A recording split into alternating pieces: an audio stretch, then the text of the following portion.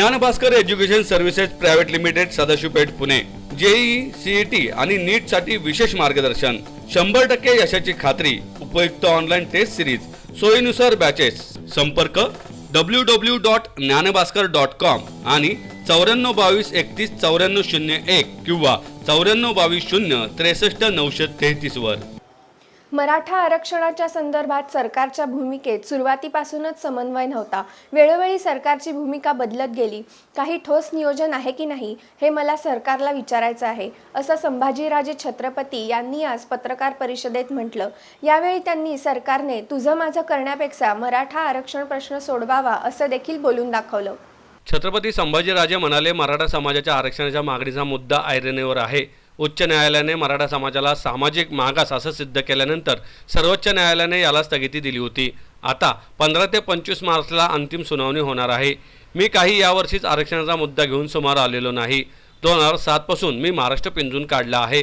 2013ला आझाद मैदानात माझ्या नेतृत्वात मोर्चा काढला होता। तेव्हा नारायण राणे समितीने दिलेलं आरक्षण टिकलं नाही।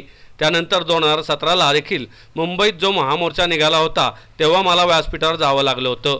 तेव्हा मोर्चाला काहीतरी गालबोट लागू शकतं म्हणून मला आलेल्या लोकांना परत जाण्यास सांगावं लागलं होतं। पण सरकारच्या भूमिकेत सुरुवातीपासूनच समन्वय नव्हता। वेळोवेळी सरकारची भूमिका बदलत गेली। काही ठोस नियोजन आहे की नाही हे मला सरकारला विचारायचं असल्याचं त्यांनी सांगितलं। तर मराठा आरक्षणाच्या मुद्द्यावरून खासदार उदयनराजे भोसले यांनी देखील काही दिवसांअगोदर आक्रमक पवित्रा घेतल्याचे दिसून आलं होतं। मागील काही दिवसांपासून आरक्षणासंदर्भात विविध नेत्यांच्या भेटी घेत असलेल्या उदयनराजे यांनी ठाकरे सरकारला इशारा दिलेला आहे। मराठा समाजाला आरक्षण देण्याची राज्यकर्त्यांची मानसिकता दिसत नाही। मराठा आरक्षणाबाबतच्या बैठकांमध्ये गांभीर्य दिसत नाही। टंगळमंगळ करण्यासाठी बैठका घेतल्या जातात। आम्हाला मराठा आरक्षण तरी द्या, अन्यथा विष पिऊन मरू द्या, असा गर्भित इशारा मराठा आरक्षण चळवळीचे मुख्य प्रवर्तक खासदार उदयनराजे भोसले यांनी दिला होता। जो काही निकाल लावायचा तो ह्या टप्प्यातच लावायला पाहिजे। परत 6 महिने जाऊन चालणार नाही। मराठा समाजातल्या सगळ्या मुलांचं नुकसान व्हायला लागले आणि कुठलाही मराठा समाजातला माणूस ह्याच्या पुढे सहन करणार नाही। हा माझं सगळ्या या पुढाऱ्यांना, मग ते सत्तेतले असतील आणि सत्तेतले नसतील, हे याच्यावर लक्ष केंद्रित करायला पाहिजे। म्हणून 102चं अशोकरावजी चव्हाणांना सुद्धा मला सांगायचं आहे, तिकडचं तुम्ही करत जाऊ नका। जो विषय तुम्ही स्वतः त्याच्यात होता ज्यावेळी कायदा पारित झाला त्यावेळी, किंबहुना तो 102चं जी घटना दुरुस्ती झाली तुम्ही स्वतः तिथं होता, त्यावेळी तुम्ही का आवाज उठवला नाही? बाकीच्या राज्यातल्या खासदारांनी का उठवलं नाही?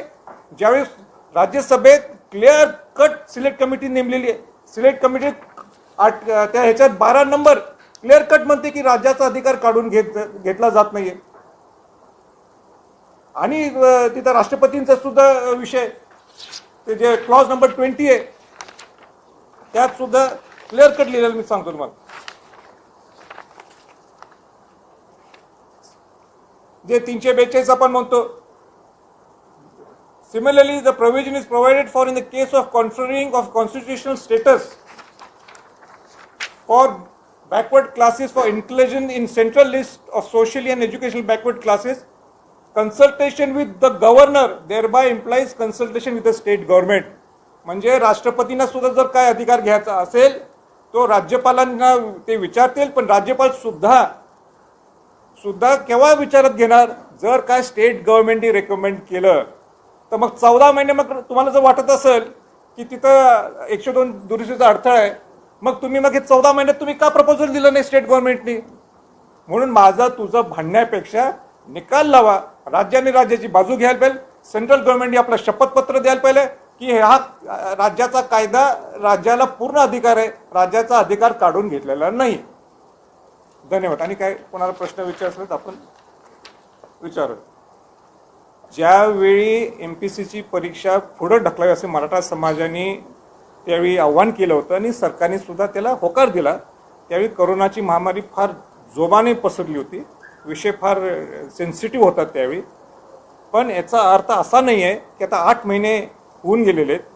आज सरकारने स्पष्ट करायला पाहिलं होतं, जे मी काल म्हटलं की कोरोनाची महामारीचं तुम्ही सांगा, पण मुलांचं नुकसान होऊन चालत नाही।